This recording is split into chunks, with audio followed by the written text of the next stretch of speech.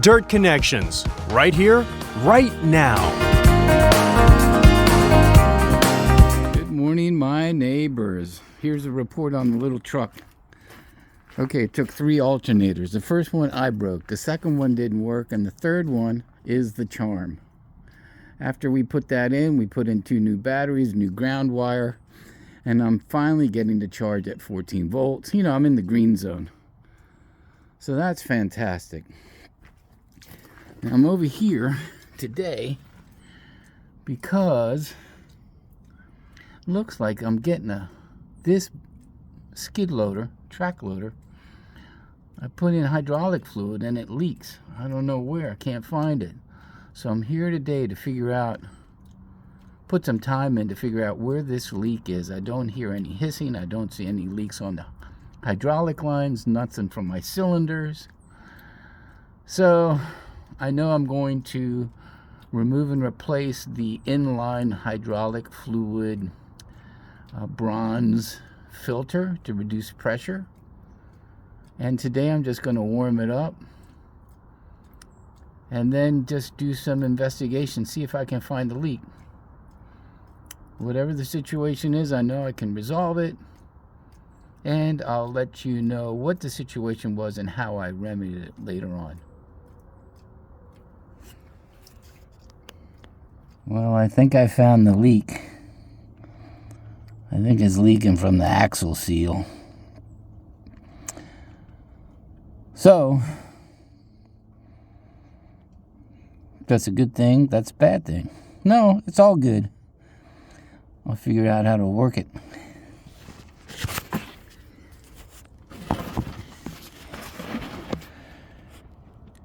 Okay, I think I found the problem. I think I have a seal leak behind this final driver sprocket or the axle. I got a leak there. So maybe I can just remove and replace the seal and we're 100%. Anyway, I found it. And I'm going to enjoy this perfect day. Alright, so I'm so happy I discovered where the leak is. I'm pretty certain that's where it is. I saw that. It's not leaking on the other side. I don't see a drip mark. So I see a drip mark directly under the axle. So I'm thinking that's a seal. So that would mean I'm going to have to pull the tracks, pull the sprocket. You know, I'm going to have to get to the axle and pull the seal. So I got to figure out how to do that and then pop a new seal in there and put everything back. I'm going to study what the new sprockets look like compared to what I got. And I only do 500 hours on this thing a year. So it's been a great machine. It doesn't have to be perfect, but I want to take care of it, right? It's doing the job. One of these final drives is screaming under load, and I need to record which side it is. I think it's the other side that's bad. These are rebuilt final drives. However, if this is a side that has the bad final drive on it, then if it's all broke down, that would be the time probably to put a new manufactured one in there.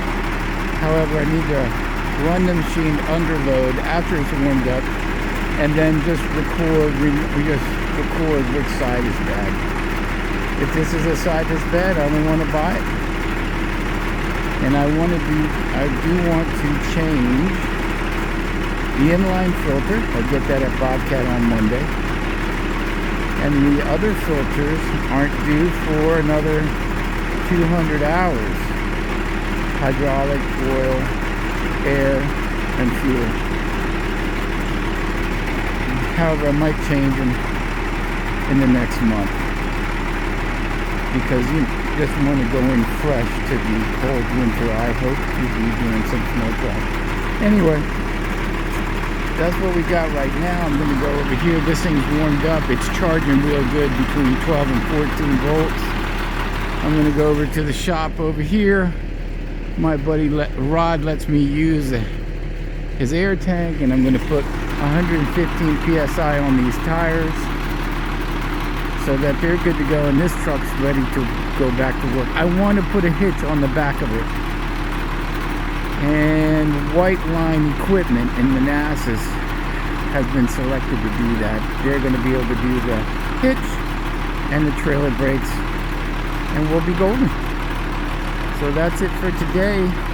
Report back later. Let's take a look at this. This is the third alternator where we definitely got the positive hooked up right. And we had to run a new ground wire for good connection.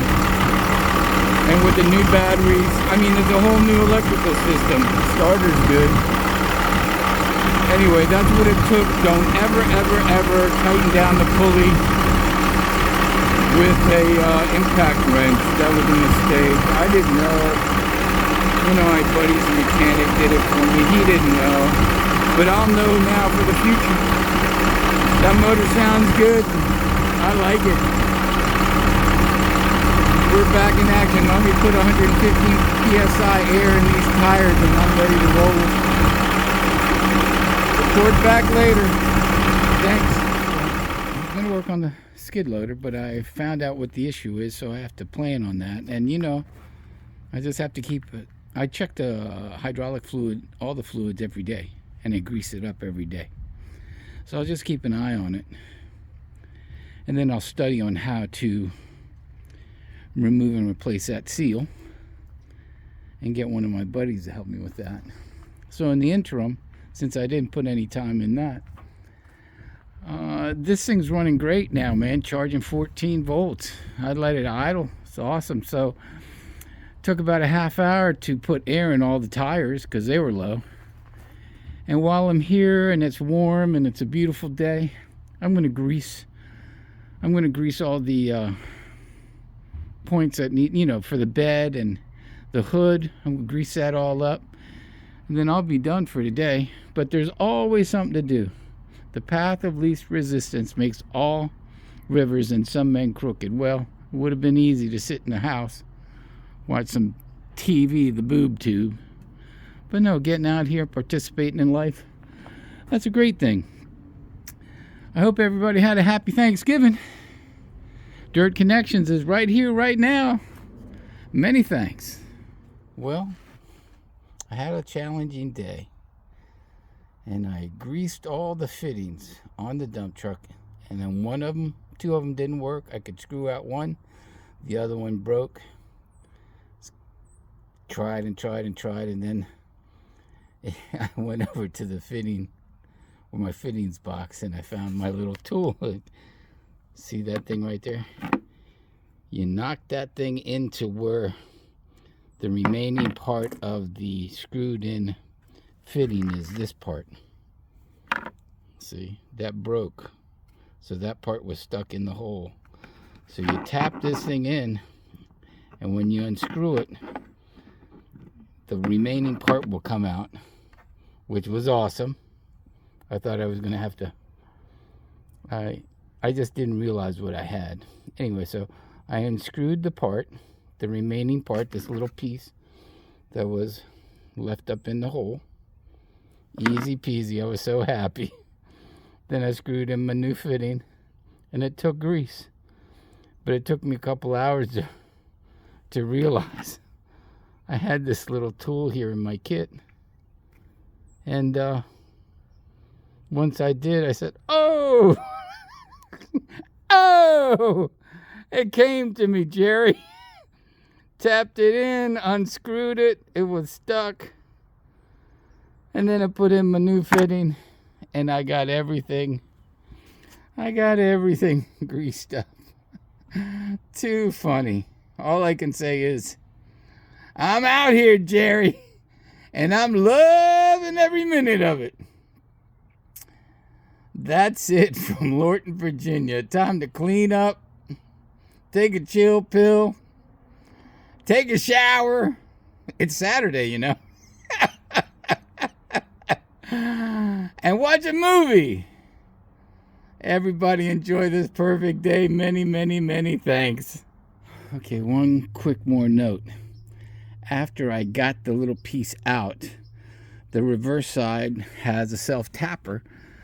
So I tapped it again, make sure it was clear. Once I went in and out with it a couple times, I put the fitting in there, the grease fitting in there, the Zerk. And the new fitting took grease. No fuss, no muss. Many thanks. Dirt Connections is right here, right now.